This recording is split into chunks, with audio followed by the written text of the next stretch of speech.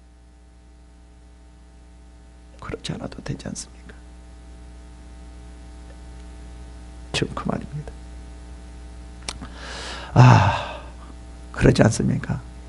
이제 얼마 남지 않은 인생 너무 힘들고 이제 80, 90 이렇게 되어진 것인 분들은 아마 고통스러우면 욕과 같이 다 생각할 수도 있을 것 같아요. 편안하게 하나님 나라에 가는 것, 정말 기쁨으로 하나님 나라에 가는 것, 누구나 원할 겁니다. 누가 깨끗한 것을 더러운 것 가운데서 낼 수 있으리까? 하나도 없나이다.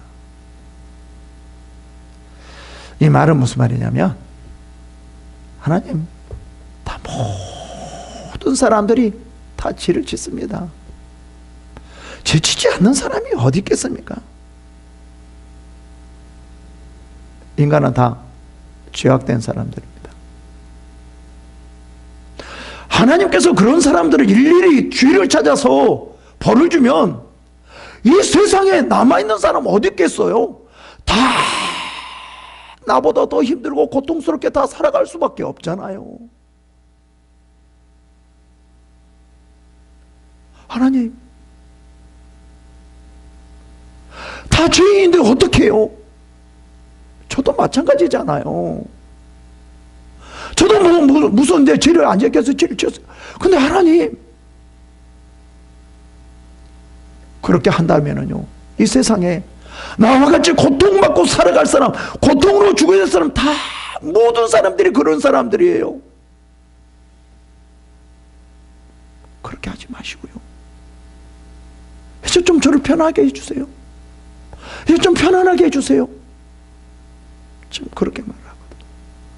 어떻게 보면 욥의 말이 틀린 말이 아니거든요.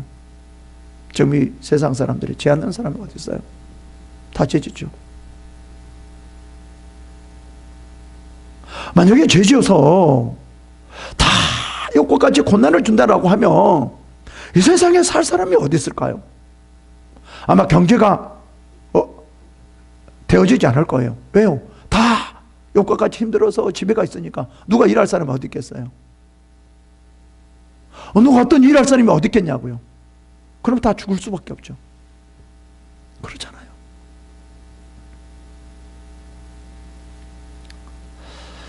하나님은 죄를 지었는다고 우리들에게 고난을 주는 것은 아니거든요. 그럴 수도 있지만, 그래서 또 내가 뭐 고난이 없다고 하나님께서 내가 죄가 없어 이렇게 말할 필요도, 이럴 수도 없거든요. 모든 것이 하나님의 뜻에 따라서 이 세상이 움직여 간다라는 거예요. 그래서 우리는 어떤 고난이 온다 할지라도 가장 중요한 것이 뭐냐면, 하나님은 선하신 분, 그래도 선하신 분, 이 가운데에서도 나를 통해서 역사하시고 일하신 그 하나님, 그냥 믿고 나가는 수밖에 없어요. 그러면서 이렇게 말합니다. 5절에 그의 날이 정하였고 그의 달수도 주께 있으므로 그의 규례를 정하여 넘어가지 못하게 하셨은즉. 모든 것이 하나님의 뜻에 있다는 거죠. 하나님이 하신다라고 하면 왜 그걸 못 하십니까? 다 할 수 있습니다. 제게 좀 얼마 남지 않는 인생 편하게 살 수 있도록 해달라고 좀 부탁하고 있어요. 6절에 그에게서 눈을 돌이켜 그가 품꾼같이 그의 날을 마칠 때까지 그를 홀로 있게 하옵소서. 이게 좀 어려운데 우리나라 말, 우리 한글 개혁 성경은, 공동 성경 한번 볼게요. 이제 그에게서 눈을 돌리시고 품꾼과 같이 보낸 하루나마 편히 좀 쉬게 내버려 두소서. 좀 하루라도 조금이라도 편했으면 좋겠습니다. 다 저렇게 죄를 져서 한다라고 하면 다 죽을 수밖에 없는데 지금 그러지 않지 않습니까?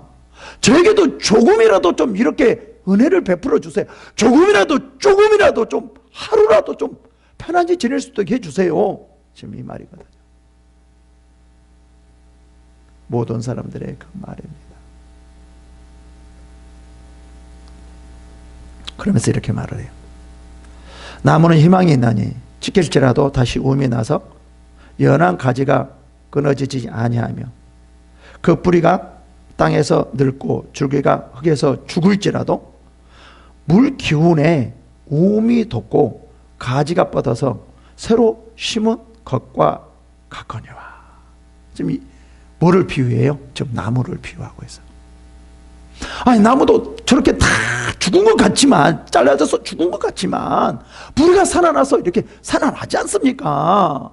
다시 새롭게 나지 않습니까?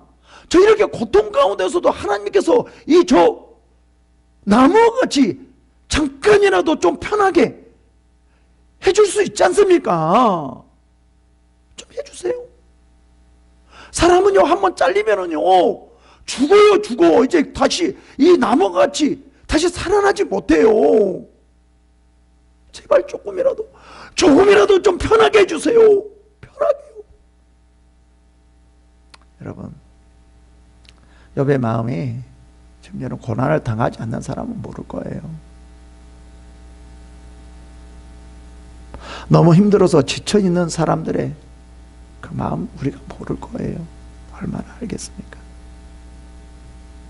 이 욥의 심정을 우리가 한 번쯤은 생각해 봐야 됩니다. 그리고 그 가운데에서도 얼마나 정말 주님 안을 찾는가, 주님 안에 있으려고 하는가 한 번쯤 생각해 봐야 돼요. 장정이라도 죽으면 소멸되나니 인생의 숨은 거두면 그가 어디에 있느냐. 물이 바다에서 줄어서 강물이 잦아서 마름같이 사람이 누우면 다시 일어나지 못하고 하늘이 없어지기까지 눈을 뜨지 못하며 잠을 깨지 못하느니라. 한번 죽으면 끝이라는 거죠. 한번 죽으면 끝인데 지금 이렇게 힘들게 고통스럽게 지내다가 내가 죽을 수 있겠습니까? 너무 힘들어요. 너무 고통스러워요. 하나님 좀 해주세요. 어떻게 좀 해주세요. 지금 그렇게 말을 하고 있어요. 다시 제가 말씀해 드립니다. 여러분 참 중요합니다. 누구나 고난을 다 받을 수 있습니다. 뭐 조그만 고난, 큰 고난, 견딜 수 없는 고난, 이런 고난이 다 우리들에게 닥칠 수가 있습니다. 중요한 것은 그 고난을 우리가 어떻게 이겨내는가, 이게 중요해요. 고난을 받지 않으려고 해도 고난은 오게 되어 있기 때문에 그래요. 그래서 이러한 고난을 어떻게 이겨낼 수 있는가, 우리 기독교인들이 이게 중요하거든요.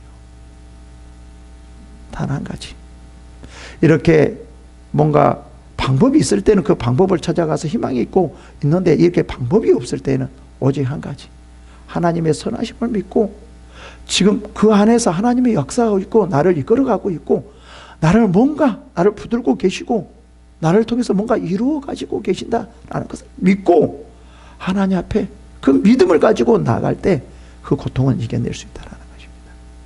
이러한 축복이 임하시기를 축원합니다. 기도하겠습니다.